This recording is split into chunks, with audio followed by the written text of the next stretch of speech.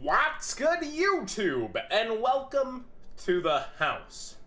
Some days, you just get broken in. Some days, you realize you're not in control of anything in your life, and that no matter how far you go, no matter how hard you struggle, some things, there's just nothing you can do about it. And such is the case with the Dark Saviors booster pack. I realize sometimes there's a need to make an archetype a different name. I realize sometimes that there's rough translation errors, or there's a conflicting message, and you need to make it a different name in the TCG. Sky Striker is a great way. I'm okay with this instead of Brandish. It's more relatable to kids. It's understandable. For Hire is now the name of the Skyfang Brigade. You get it? Because they're for hire. I was okay with Totally Awesome. I cringed a little and then I laughed. Hey Trune, I shrugged that off and I find it actually pretty acceptable. This is the first time they've punned up, I think, an entire archetype, and it honestly is going to keep me away from it. I will go straight to Sky Strikers. I will enjoy Sky Strikers. They were already more meta relevant and more likely to do something. For Hire, I was gonna have it as a fun rogue deck, maybe do some tabletop duels with it, kind of like my Yosinjus did for me. But you had to go and do this. I already posted this in Zodiac, Konami Japan, so we'll call this the Skyfang Brigade, an archetype that allows you to Konami USA. But what if we made a pun out of the name? Please, please, no. Konami USA. From here on, they'll be known as For Hire. Get it? They're all for hire, but all furries? Konami Japan, please, please, no. Konami USA already popping open that champagne. They've got a pat on the back, pat on the shoulder. They've made a pun. I seriously won't be touching that archetype. I will be going straight to the Sky Strikers. Straight over. I already had planned to maybe test this deck out as it was, but it's what I'm going straight to. You can put cards in a core set and make this the most relevant deck of the meta, and I will make sure to play a different deck specifically geared towards beating it in tournament. I don't want anything to do with that. Now let's get over that. Let's get over ourselves and realize that there's awesome news here in this GAMA trade show news. Basically, this is going over what the Pojo article went over earlier, and I also had covered it, but there's actually some more awesome stuff for us to look at and see. So Konami doing a good job in other places. I do appreciate you. Flames of Destruction, this new 100 card first edition set of Flood, starts brand new themes and enhances many previously released themes. One of the new themes is Nightmare Monsters with very powerful new Link monsters and their supporting cards. These new Link monsters have flexible Link materials that let you use them in any deck, and each one has two abilities. One that you use when Link summoning the monsters, and one that's always active. So I think is that not the Troy Mares? The Nightmares? Makes sense. Mech Knights, Nightmares is spelled the same way as Night. Their lore is intertwining. Also includes new cards from the past themes like Trickstars and Altergeist. This extremely versatile set with the new Element Sabers, which are just in time for WCQ season. And it will also include powerful spell and traps that are generic and can go in any deck, which should see play for a long time to come. Alright, interesting statement there as well.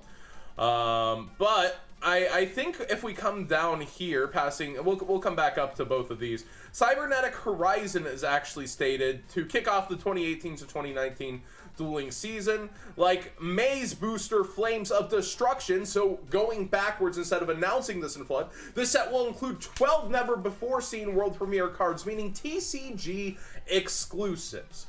Both these sets are still 100 cards, meaning the slot's got to be taken from somewhere else, and we're either losing 2 cards out of the core set or OCG imports, and everyone seems to be theorizing that we're losing those 2 OCG imports. So it's kind of exciting to shift our metas apart and play a bit of a different game than something we've expected for months and months, and to also boost those. But I wish they would have just put it here up in the flood thing so that people see it directly, because people tried to correct me on this and I was like, no, read again. We are definitely going to be getting something taken away. So our main hope to get all the Link Reigns pack comes down to Battles of Legend, which is just in time for WCQ season, releasing on June 19th. I like that. A whole couple weeks before we hit the June 29th through July 1st, we'll be able to know the set's ratios, what's going on with the set, what's in the set, and how it might quickly impact our meta, such as last year with the Water Time Lord that took on True Draco at the WCQ.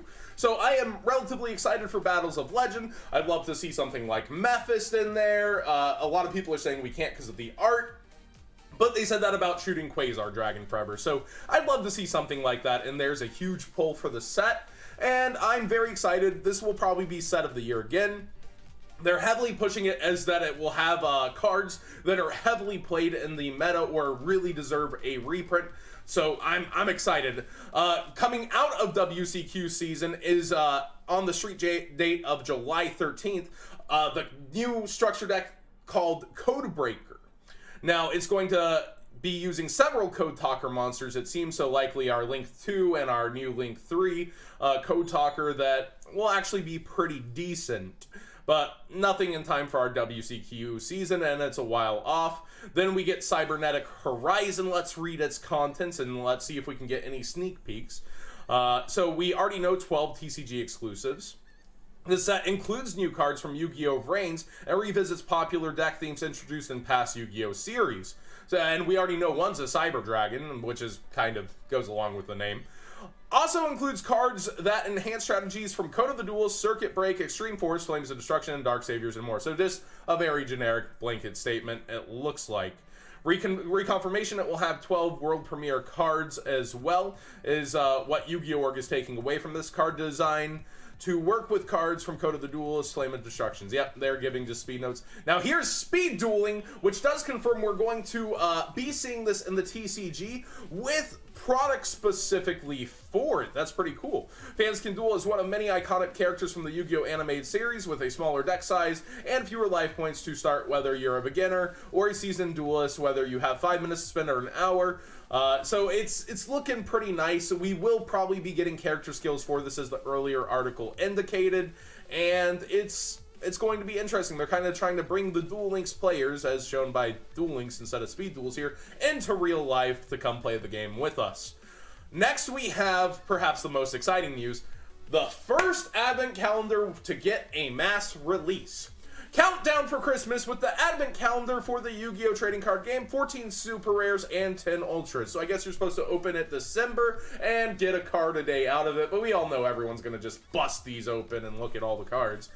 Open a window each day from December 1st and find a different foil under each window. Aww. But, yeah, so these Advent calendars have had huge reprints in the past. We're talking Big Eye, we're talking Naruto, we're talking Formula Synchron Ultra, Kalut Super. There was some really, really cool things to come out of these in the past that ended up getting played over here, and it's really shouldn't be underwritten. You probably should get a few Advent calendars for yourself.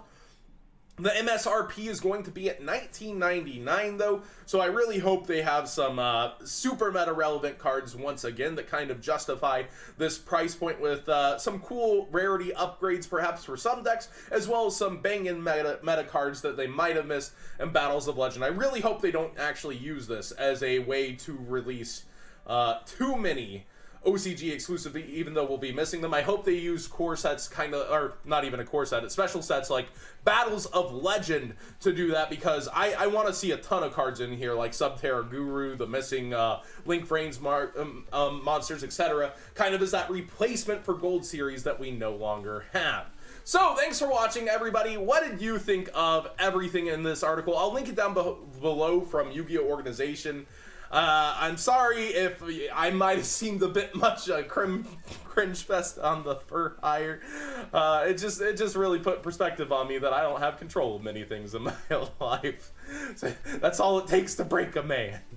But I really do like where a lot of this is going. Speed dueling, I'm excited for it. I'm actually gonna try it out a bit. I'm gonna have to learn some duel skills from Billy once they come out and learn which one's the best. I hear Pegasus is pretty good from him.